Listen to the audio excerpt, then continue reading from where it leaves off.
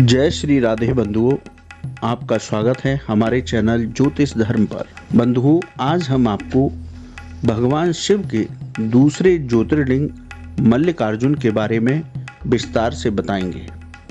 भगवान शिव का दूसरा ज्योतिर्लिंग आंध्र प्रदेश के श्रीशैल पर्वत पर स्थापित है। इस ज्योतिर्लिंग को मल्लिकार्जुन ज्योतिर्लिंग के नाम से जाना जाता है। देवादिदेव महादेव के ज्योतिर्लिंग की वजह से ही इस पर्वत को दक्षिण का कैलाश कहा जाता है। पुराणों के अनुसार इस ज्योतिर्लिंग की स्थापना शिव शिवा के पुत्र कार्तिकेय जी ने स्वयं की थी। कथा के अनुसार कार्तिकेय जी एक बार रुष्ट होकर कैलाश छोड़कर दक्षिण में निवास करने लगे। भगवान शिव और पार्वती उन्हें मनाने के लिए शैल पर्वत पर गए, लेकिन कार्तिकेय जी ने वापस लौटने से इनकार कर दिया।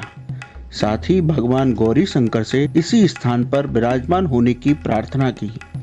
भगवान शिव पार्वती भी अपने पुत्र की इच्छा पर ज्योतिर्लिंग स्वरूप में निवास करने लगे। मल्लिकार्जुन ज्योतिर्लिंग के प्राकट्य की एक और कथा प्रचलित है। कथा के अनुसार इस शैल पर्वत के निकट किसी समय राजा चंद्रगुप्त की राजधानी थी। किसी विपत्ति के निवारण के लिए उनकी एक कन्या महल से निकलकर शैल पर्वत पर गोपों के साथ निवास करने लगी।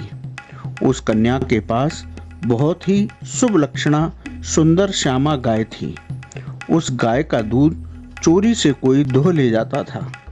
एक रात्रि में उस कन्या ने किसी को गाय का दूध दोहते देख लिया।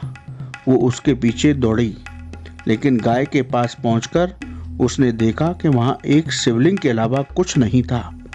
राजकुमारी ने कुछ समय बाद शिवलिंग पर मंदिर का निर्माण कराया।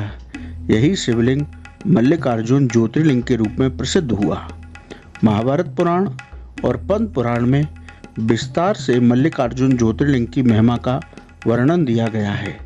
शास्त्रों के अनुसार मल्लिकार्जुन ज्योतिर्लिंग का दर्शन करने से साधक की न सिर्फ सभी मनोकामनाएं पूरी होती हैं, बल्कि मुक्ति मोक्ष के द्वार भी सहज रूप में खुल जाते हैं। मल्लिकार्जुन ज्योतिर्लिंग का पूजन करने से साधक दैहिक, दैविक, भौतिक सभी प्रकार की बाधाओं से मुक्त हो जाता है। ओम नमः शिवाय।